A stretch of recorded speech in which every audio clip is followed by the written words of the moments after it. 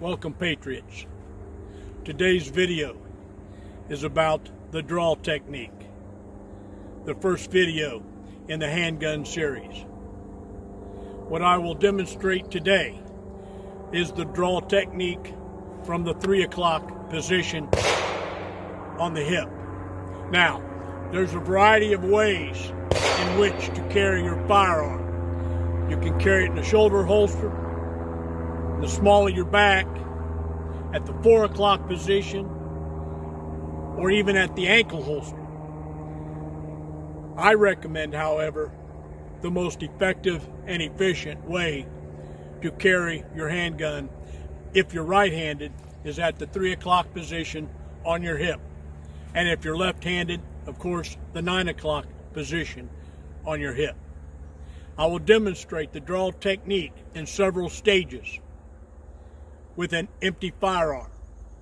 And then I will demonstrate the draw technique in a timed environment with live ammunition.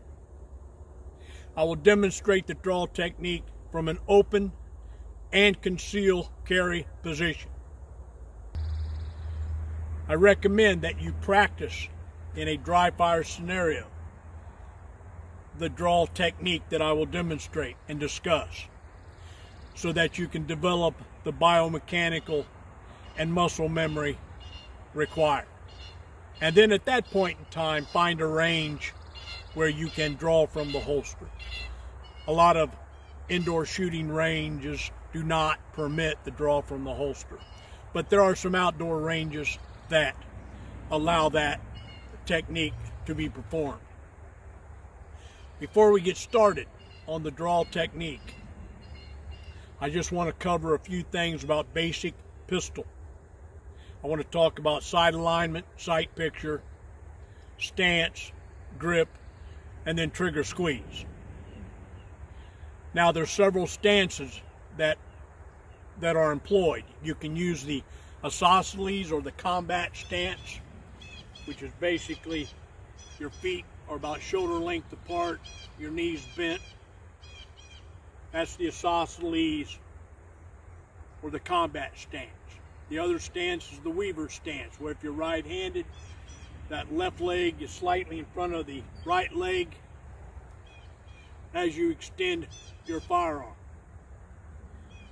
Both positions have its pros and cons. The videos that you will see in the handgun series, most of the techniques and drills will be from the combat or the isosceles stance. Why? Because, in my opinion, it is the most balanced fighting stance or shooting stance compared to the Weaver stance. Now, keep in mind on the stance, in a self-defense scenario, you're not going to have time to make sure your feet are positioned correctly in a shooting situation. However, what you do want to maintain is that your hips are pointed toward the target as you draw from holster. Now, sight alignment is basically ensuring that your front sight post is vertically and horizontally aligned with your rear sight post. That is sight alignment. You don't want your front sight above the rear sight post, and you don't want it to be below the rear sight post. You want it to be horizontally and vertically positioned within the rear sight post. A sight picture is basically just getting that front sight orientated or directed upon that place or that point upon which you want to engage your target. Grip is the most important element of pistol shooting. Now, in this case, I'm using a Glock 43X. No magazine, slide to the rear. If you're right-handed, you want to ensure, or left-handed for that matter, you want to ensure you have a high grip. With a Glock, you have a beaver tail. You want to be sure you're up on top of that beaver tail as high as possible. And if you're right-handed, you want to ensure that that right thumb is on top of that left thumb. Most of your grip strength is actually coming from your support hand or your left hand if you're a right-handed shooter. The important point here is to ensure that your thumbs are parallel with your firearm, pointed downrange, and that your right thumb is on top of your left thumb. Now, the techniques I demonstrate as it relates to the handgun, and if you're right-handed or if you're left-handed, it's the opposite. But I'm not sure you can see this very well, but as I extend my handgun toward the target, I am moving that left elbow. If you're right-handed, I'm extending it outward. What that does, I don't know if you can see my left elbow extending or not, but what that does is that solidifies that left hand, or that support hand if you're a right-handed shooter, on the grip of the pistol. So as I move my left elbow out, that tightens my grip on the pistol. That is very important in repetitive shots so that you can manage your recoil and you can reduce muzzle flip. So again, if you're right-handed, as you're engaging the target, you're moving that left elbow, extending that left elbow out. And what you'll feel is that left hand tighten on the grip, on the frame of the firearm. That's important, like I said, as it relates to maintaining recoil and reducing muzzle flip. So, lastly, let's just briefly discuss trigger squeeze. If you're right-handed, on my index finger here, on the tip of my index finger, I'm trying to find the spot that's most comfortable to me as it relates to trigger squeeze. Now, if you're right-handed and you have too much trigger finger, you're going to shoot lower left. If you don't have enough trigger finger, you're going to shoot lower right, and vice versa if you're left-handed. So it's important to, at home, with an empty firearm, of course, that you can just find that comfortable place on your finger and just do a trigger squeeze. Just get a feel for your trigger. Every trigger is different. This is a Glock 43X. My trigger pull on this is about 3.2 pounds because it's my everyday carry. On my Glock 19, which is my when the shit hits the fan type of handgun, the trigger pulls 2 pounds. So every trigger is different. So you want to just ensure that you have good trigger finger placement and that you have a good feel for that trigger for that particular firearm. So those are the basic fundamentals of pistol shooting that I just wanted to refresh everyone's recollection. Now, before we get started, I want to make sure you understand that the camera is sitting on a tripod. There's no one behind the camera. Yours truly is the only one out here at the range during this particular video. Now, there will be times where there may be other participants, and if that's the case, I will make sure to remind everyone that there's others present. Why do I say that is because there'll be times where I'm going to point the firearm at the camera. I just want everyone to understand that it is safe. So, let's get started on the draw technique. I'll demonstrate the draw technique from an open position and then from a concealed position. The technique is basically the same, except when you're concealed, you have a slight motion that will be necessary in order to move your garment out of the way of your handgun as you're as you're gripping that handgun to draw from the holster. So I'll demonstrate this in a dry fire scenario, open carry and concealed carry. I'll break it down into its individual parts, and then we'll conclude the draw technique video with some live fire demonstration that I will where I will be utilizing a pro timer just to measure my speed. Again, practice the draw technique in the backyard in a dry fire situation. Make sure that you have mastered the technique before you try to induce speed. Speed will naturally come as you practice over and over again, as long as you're maintaining good technique discipline, which I'll discuss here in a few moments. So let's begin from an open position. Now,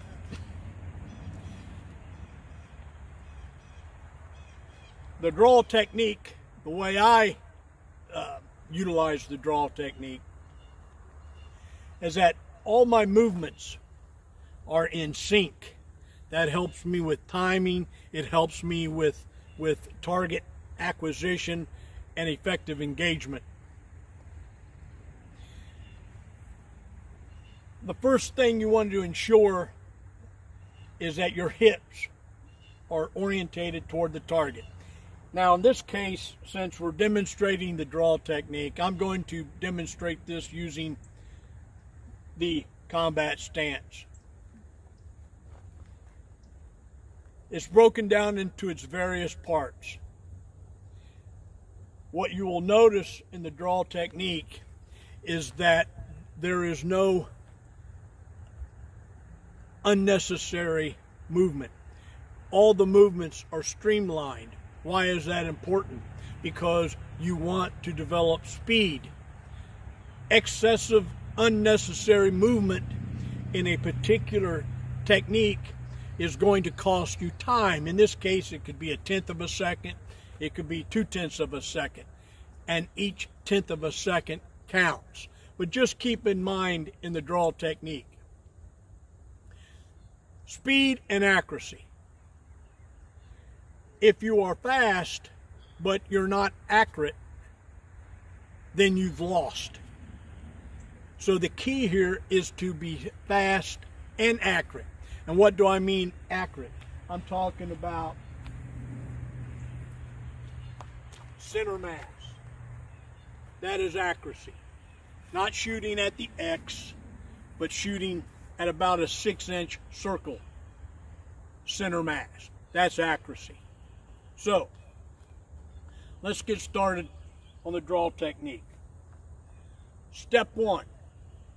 You can have your hands up like this, which in competitive shooting, that's how everyone starts, but that's not realistic. You're not going to walk around like this with your hands in this position. You're going to normally have your hands by your side. So, with my hands by my side, step 1. I'm taking my left hand, putting it on my chest. Why is that important? I want to keep it out of my workspace. I do not want it to interfere with my muzzle or any other part of my technique at this point. So, step 1. I come down and grab the pistol. I get as high on the pistol as I possibly can to get that good solid grip. Step 1. Step 2. I draw from the holster. Notice I didn't swing out. I just drew from the holster up and to my side. Now why is this important? Because this is actually a shooting position. You can actually engage a target from this position. So, step 1. Step 2. Now step 3, as you push forward, you're pushing your handgun straight in a straight line as you're engaging the target. So as you're pushing that firearm forward, you want your eyes to catch that front sight so that as you get a sight picture, you're not looking for that front sight. So again, 1, 2, 3, and 4, boom. Notice replacing the firearm back into the holster is the same technique, just in reverse. So again, let's just cover when you're in this position and you're extending the firearm toward the target. This support hand that was here on your chest is coming behind the pistol. Notice it's not in front of the pistol. It's, as you're extending the pistol, it's behind the pistol at all times. 1, it's a safety issue. 2, it is reducing the amount of movement, therefore improving your speed. So again, you're here, as you extend that firearm forward, right about at this point, you want your eyes to catch that front sight. So as you extend out, you're already on sight picture. You don't have to worry about sight picture, sight alignment. So let's talk about that again. Let's demonstrate this draw technique again. Now in my case, from the 3 o'clock position on the hip, when I draw, I move my right leg just slightly forward. It's a technique that by moving my right leg forward in this position, it just helps me engage the target with my handgun in a more of a straight line. You don't have to do that. I'm just saying that, as I mentioned earlier, certain parts of the draw technique are they're all connected. They're in sync, which provides me a methodical method to engage the target from utilizing the draw technique. So let's go through this, and I'll do a frontal camera shot. 1, 2, 3, 4. That is the draw technique from an open carry position. So, one more time. 1, 2, 3, 4. That is the draw technique. Now, let me get my jacket and I'll demonstrate the draw technique from a concealed carry position.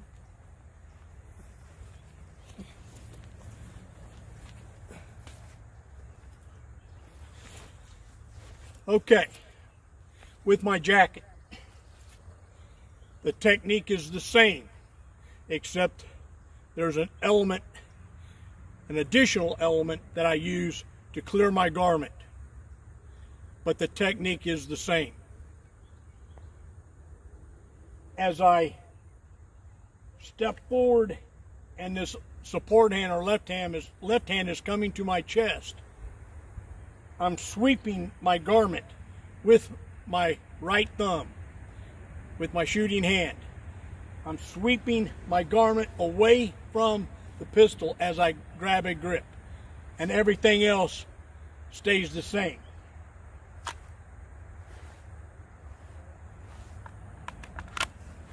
So that's the only additional element from drawing from the holster from the 3 o'clock position or 9 o'clock position if you're left-handed, where you utilize your right thumb, in this case, of course, your left thumb if you're left-handed, in terms of the draw technique from a concealed position. So let's demonstrate that again in a dry fire scenario. 1, 2, 3, 4. Now I'll demonstrate the same technique with a frontal in front of the camera. 1, 2, 3, 4. So patriots, that's the draw technique. So I'll demonstrate the draw technique in a few moments with live ammunition. Most of the handgun techniques and drills that you'll see today as well as in the future are most often conducted within a 7-yard distance. Now, why is that important? Well, first of all, most self-defense shootings happen within 3 to 4 yards anyway. So it's really not necessary that certain techniques, in particular the draw technique, be demonstrated at 10 to 15 yards. Remember, the draw technique is utilized when you don't have the opportunity for cover, you're out in the open, there's an immediate threat, you have to neutralize that threat in order to protect yourself or some other person. So at the 7-yard distance is a good rule. So one more time, and I'll go really slow. The draw technique. Practice this technique in a dry fire scenario before you even attempt live ammunition. And at all times, maintain trigger discipline. What do I mean by trigger discipline? That trigger finger stays outside the trigger well alongside the frame until you're ready to shoot. So I'll do this in a very slow, methodical manner from a concealed position. 1, 2, 3, 4. That's from the concealed position. From the open, same technique. 1, 2, 3, 4. So, practice that simple draw technique. There's nothing complicated about it. You want to avoid any of this. This is not good because you'll be looking for your front sight for alignment as well as sight picture. That's why you want straight lines, straight out. And you'll see this demonstrated in other videos where engaging the target with your handgun, the motion will always be straight out. Now, before we get into the live fire demonstrations of the draw technique, I want to talk about a few pistol presentations or ready positions that you will see in future videos with the handgun. There's the low ready position, what I call the mid ready position, and the high ready position. They all have their pros and cons. In future videos with the handgun, you will see most techniques, most drills, utilizing the low ready position or the mid ready position or draw from holster. Very seldom will you see the high ready position, which is this position right here. This is often used in law enforcement and military because it is a safe position to have your handgun if you have someone in front of you or innocent bystanders in front of you. This keeps the muzzle, of course, pointed upward. There's also another way to do that. It's called the Sewell position, where you're doing the same thing except the muzzle is pointed toward the ground.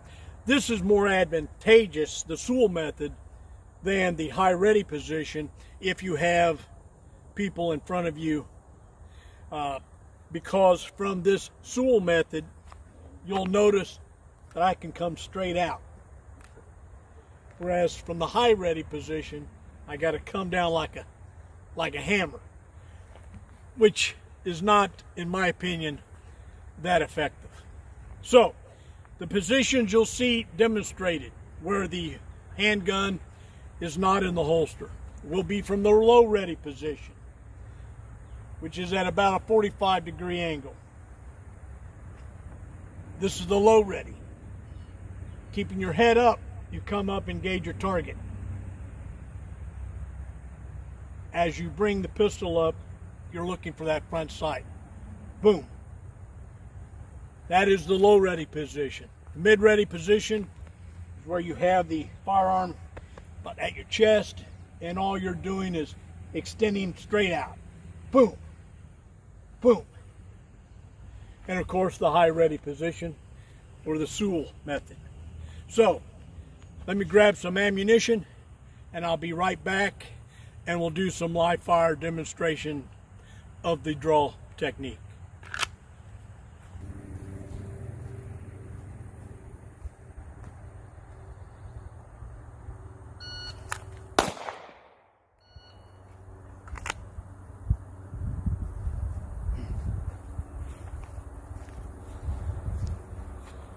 .99 seconds. 0.99 seconds.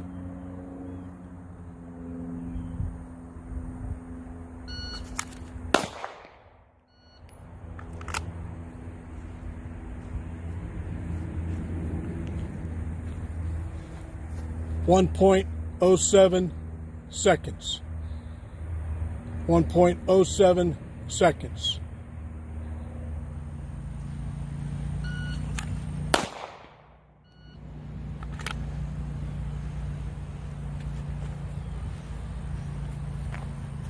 1.10 seconds. 1.10 seconds.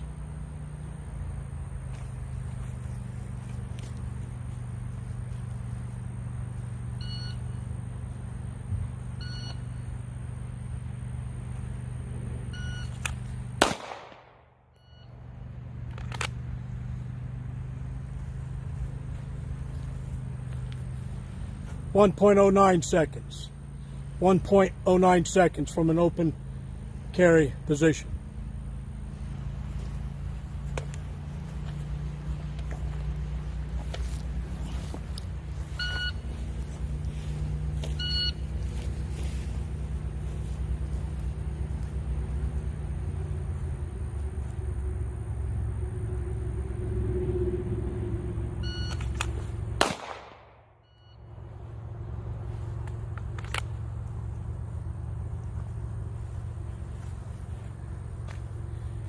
.19 seconds.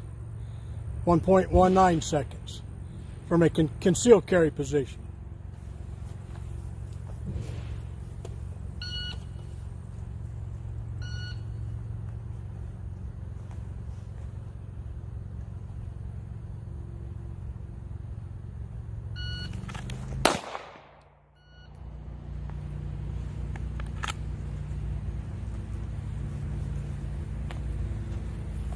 .10 seconds.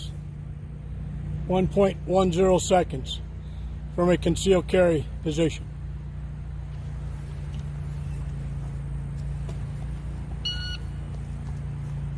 Again, Patriots, it's important to understand that the performance standard from draw from the holster, or the draw technique, is if you're open carry, it's 1.3 seconds or less.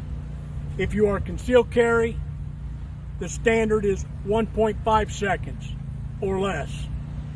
If you can consistently be within those margins, then you will be considered in the top 1% of shooters nationwide.